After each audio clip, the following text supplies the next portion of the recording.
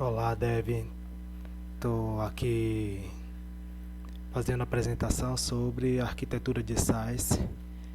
Os monolíticos modernos são fáceis de manter e de expandir.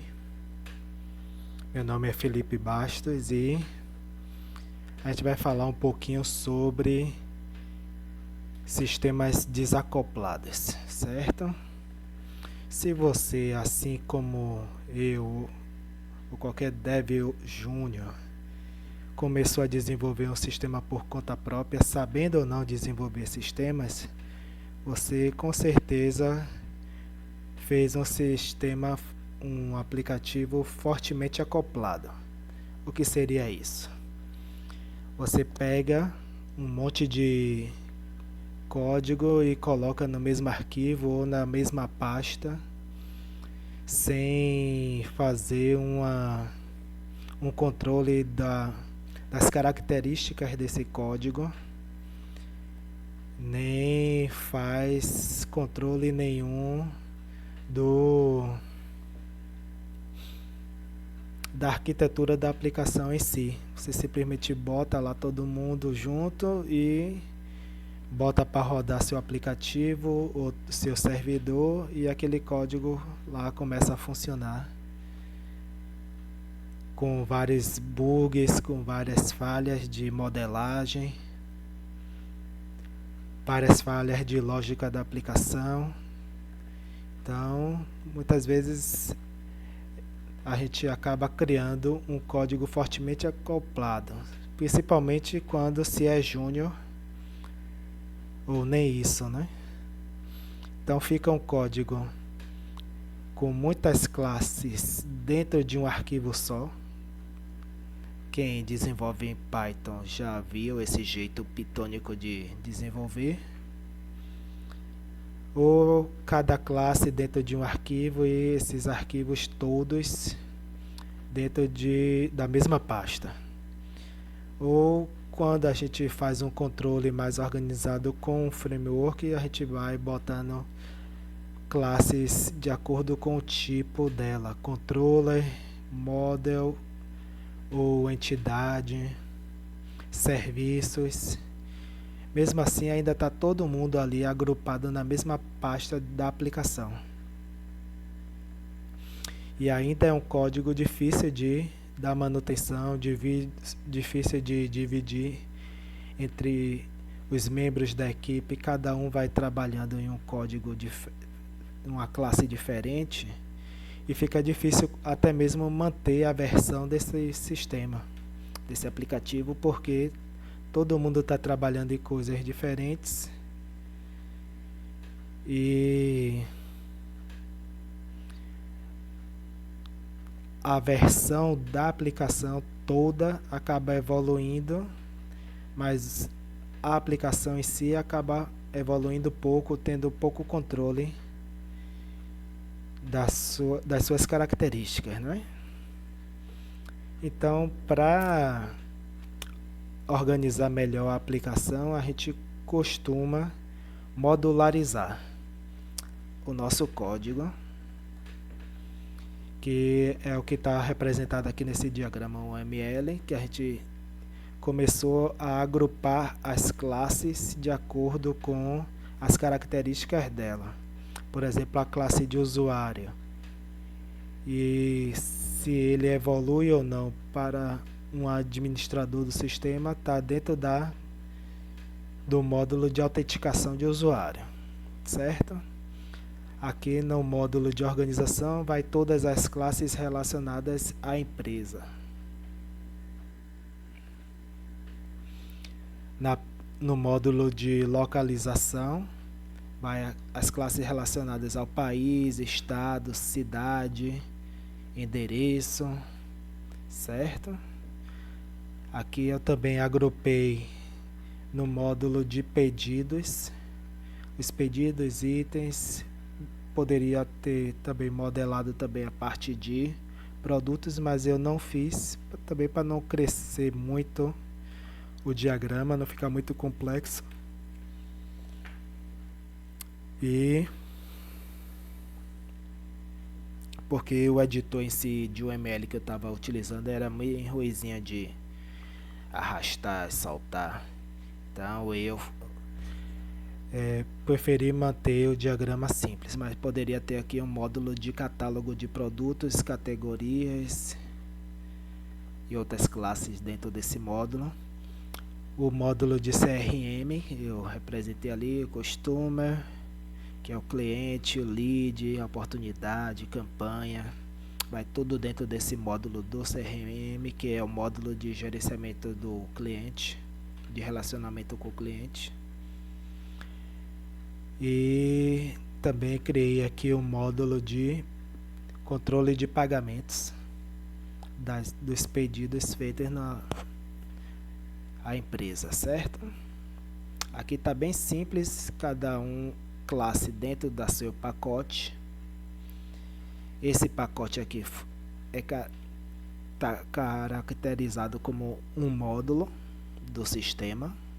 Não é um pacote pequeno que é facilmente distribuído. Aqui está como um módulo do sistema mesmo, certo? Mas a gente percebe aqui dentro de cada módulo que a comunicação entre as classes de diferentes módulos, como aqui, usuário e endereço, ou empresa e endereço, está sendo diretamente de uma classe para outra, ou seja, a classe empresa, ela conhece as regras de negócio da classe endereço. E isso pode causar vários transtornos, dificuldade de controlar o módulo, gerenciar a manutenção dele, entendeu? Ou seja, o código começou a ficar organizado, a manutenção está um pouco mais facilitada, porque eu posso pegar uma pessoa para trabalhar só na parte de autenticação, outra só vai trabalhar na parte de CRM, e aí a pessoa consegue fazer a manutenção, codificar de forma mais independente.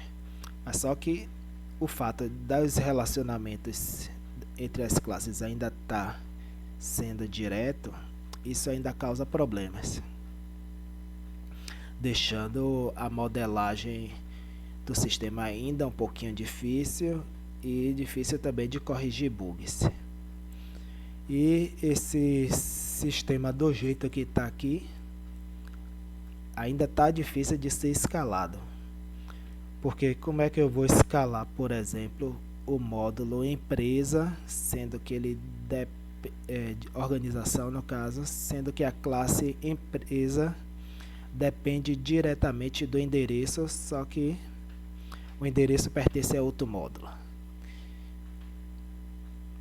Então, aí eu teria que criar uma classe chamada endereço, personalizada dentro da organização módulo, para que essa organização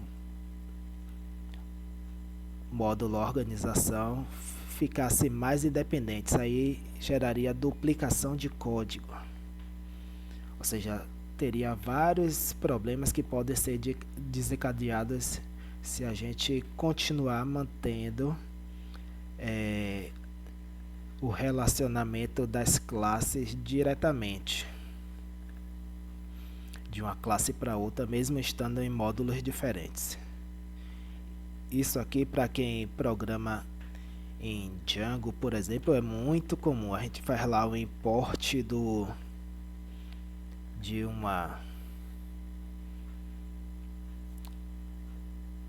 um módulo Python, que é um arquivo de código Python, e sai lá fazendo as referências para as classes sem se importar muito com o acoplamento entre eles, né?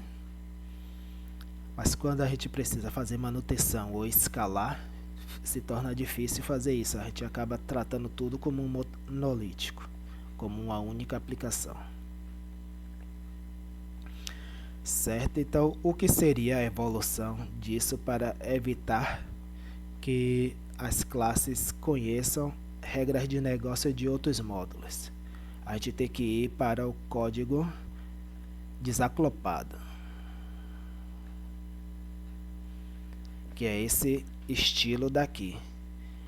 Muita gente talvez nunca tenha tido acesso ou não chegou a conhecer, não lembra mais, mas tem esse símbolo aqui do ML que representa o padrão de projeto Gateway, ou seja, tem uma interface e um gateway, que são as formas com que um módulo se comunica com outro, certo? Cadê? Aqui. O que é que eu fiz aqui? A classe não, vamos dizer, a classe user e a classe empresa, elas não sabem nada em relação à regra de negócio de uma da outra. Toda a comunicação entre essas duas classes se dá através do pacote do módulo autenticação e do módulo organização. O que é que acontece aqui? No módulo autenticação eu tenho uma interface de usuário que pode ser acessada pelo módulo organização através do gateway. Então, esse módulo aqui se comunica com o módulo da organização. O módulo de autenticação se comunica diretamente com o módulo da organização e passa os dados necessários para que a empresa verifique se aquele usuário pode ou não ter acesso aos dados dela, se ele é dono ou não, se ele é funcionário dessa organização, entendeu? Então, é um módulo tendo acesso a informações de outro módulo através do gateway da interface. A mesma coisa acontece com todos os outros módulos. Por exemplo, o módulo de pedidos de compra,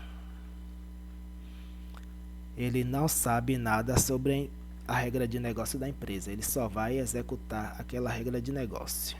Assim como ele também não sabe nada sobre a regra de negócio da classe de cliente. Ou seja, a classe ordem vai receber todas as informações relacionadas a endereço, empresa, cliente e método de pagamentos, certo?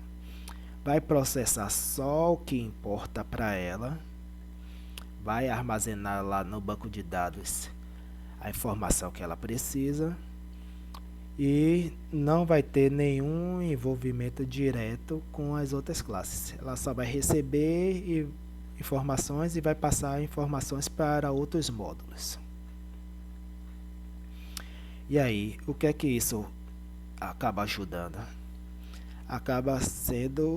A gente acaba conquistando o nosso objetivo de ter cada módulo totalmente independente do outro, porque todas as informações vão ser trafegadas através do gateway e da interface,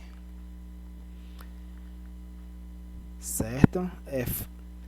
Se torna muito mais fácil modelar e dar manutenção a esses módulos, se torna muito mais fácil escalar esses módulos e até tornar eles em microserviços. Por exemplo, se eu quiser definir que o módulo autenticação vai ter um banco de dados específico para ele, então eu não preciso me preocupar com nenhum dos outros módulos, posso definir um banco de dados só para ele. Ou mesmo que eu utilize o mesmo banco de dados para todo mundo, a autenticação o módulo de autenticação só vai enxergar as tabelas ou coleções do banco de dados que são relacionados ao usuário e administrador. Não vai enxergar nada relacionado às tabelas ou coleções de outros módulos, certo? E aí eu posso, por exemplo, criar vários microserviços de autenticação para atender as demandas de pico de request, picos de requisições do dia. Se no momento mais calmo eu tiver só um microserviço, ele vai estar lá executando tranquilamente o módulo de autenticação com um banco de dados lá e vai reduzir os custos do meu sistema na nuvem, por exemplo. Mas se eu tiver um pico de acessos e precisar criar 10 microserviços de autenticação, eu vou poder escalar esse módulo de autenticação utilizando o Docker, por exemplo, e o Kubernetes, e vou ter um aumento de consumo lá da nuvem temporário, que depois poderá ser reduzido quando a audiência do site diminuir. Então, isso também se trata de modelagem ou arquitetura do sistema, mas também impacta muito nos custos do sistema, de manter ele funcionando. A mesma coisa a parte de pedidos. Se nenhum cliente está fazendo pedido de produtos na empresa, eu nem preciso manter esse módulo funcionando. Ele pode estar lá completamente desligado, e a partir do momento, por exemplo, que surja um usuário autenticado querendo fazer uma compra na loja da empresa, aí eu começo a subir para a nuvem, no caso, os microserviços relacionados ao módulo de pedidos.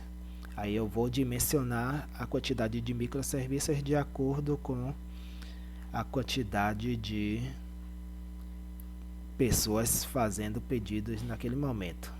Isso é muito útil, por exemplo, em períodos de datas comemorativas, como Natal, Ano Novo, Dia dos Pais, Dia das Mães,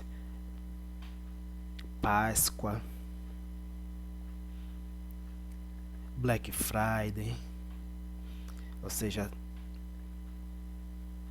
o fato do meu módulo estar desacoplado, ele me permite, por exemplo, ficar em stateless e só ser carregado quando for realmente necessário utilizar ele. E dessa forma eu acabo dimensionando de forma mais simplificada e mais escalável os meus serviços.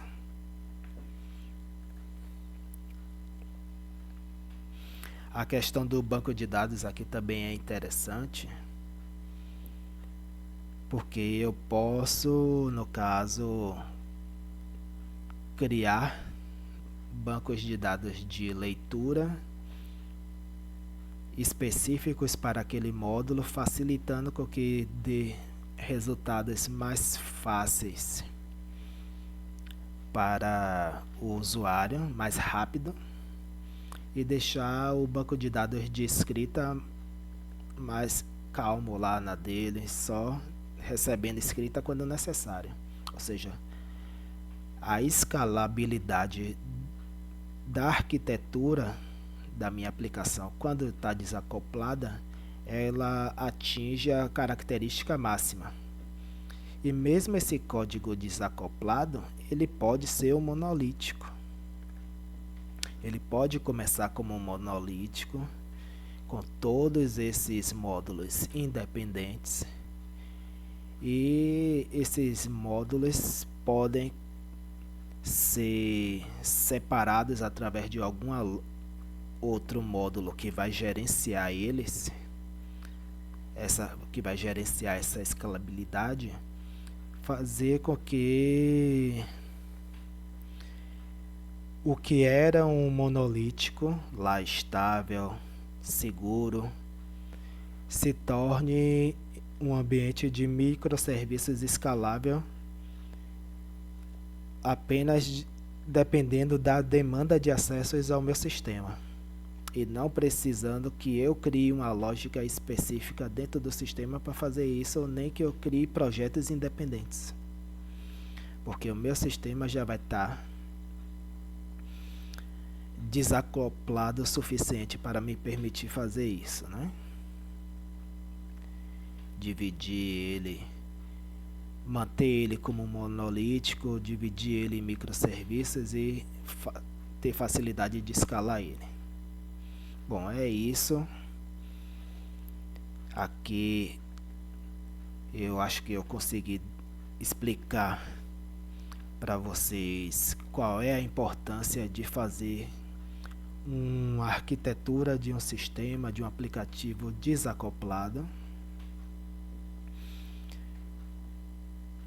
e a importância também para o negócio de ter esse desacoplamento, porque vai permitir gerenciar os recursos de hardware e de software com muito mais facilidade se o código realmente for desacoplado, totalmente desacoplado e modularizado, né? A modularização é o primeiro processo para organizar o código, né? Agrupando tudo por classes que tenham algumas características semelhantes, categorias, uma categorização do código. E o desacoplamento total permite que os times trabalhem com total independência nesse sistema, e que eu possa também criar microserviços completamente independentes e de forma rápida. Observe que essa escalabilidade pode acontecer até mesmo entre equipes. Se um determinado módulo está precisando de mais pessoal para estar criando ele, expandindo ele, dando manutenção nele, monitorando ele, o fato dele estar completamente desacoplado me permite escalar a equipe que vai gerenciar esse módulo, que vai construir esse módulo. Então, apesar de acrescentar algumas classes que são algum código a mais, no caso não é nem classe, é algum código a mais, que são os gateways e as interfaces, isso contribui muito para a qualidade do meu código, certo? Então, caso você goste do vídeo, do conteúdo, e queira contribuir, dá um like aí no vídeo, assina o canal, para que eu possa acompanhar quem se interessa por esse assunto, quantas pessoas estão se interessando e gostaria de acompanhar o meu trabalho, né? E até a próxima vídeo aí, onde eu vou estar explicando o que eu estou desenvolvendo e como eu estou desenvolvendo, né? Como eu trabalho produzindo sistemas. Até a próxima.